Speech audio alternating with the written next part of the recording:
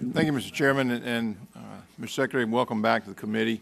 I know you've got a long and distinguished career of taking care of the men and women in uniform, and I want to thank you just for your dedication and time to all the problems that are being faced by your department, not just the big problems, but the little problems, and thank you for that. A couple of questions. First, I want to ask you about, I saw in this year's budget, you've got a kind of some money for a change in policy that relates to national cemeteries. As I understand it now, I guess the old policy was if there are 150,000 veterans within a 75-mile radius, then they would be eligible for a national cemetery. You're going to change that to 80,000, which, as I understand it, is going to entitle an extra 500,000 veterans to be close to a national cemetery. And I can tell you firsthand, in my community in Jacksonville, Florida, they're the closest cemetery when I was first elected was about 200 miles away.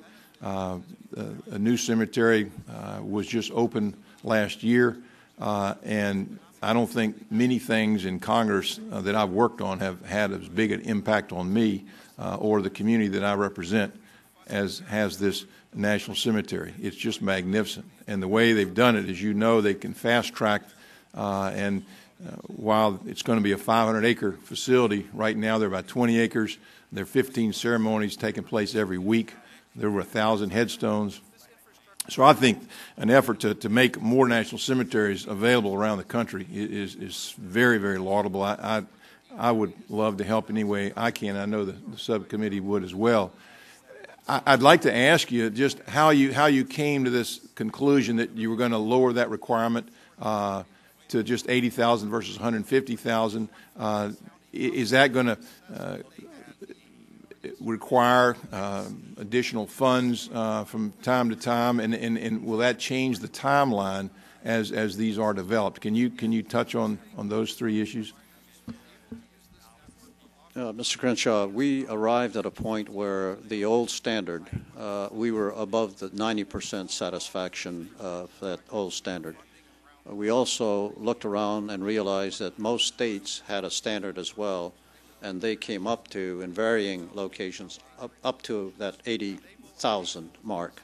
And there was a gap between our number and theirs, and so we decided to serve states and also serve veterans by moving our standard in the direction of providing additional burial capability. You're correct in the statement of the new standard, 75 miles of 80,000 population. We intend to have a cemetery located in that population.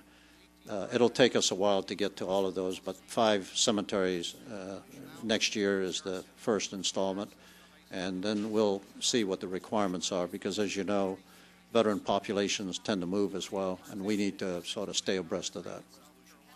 Let me just real quick, are the 5 that are being built or funded this year, were they under the old 150,000, or are they part of the new guidelines of 80,000? They're under the new guideline. I got you. Thank you very much. Thank you, Mr. Chairman.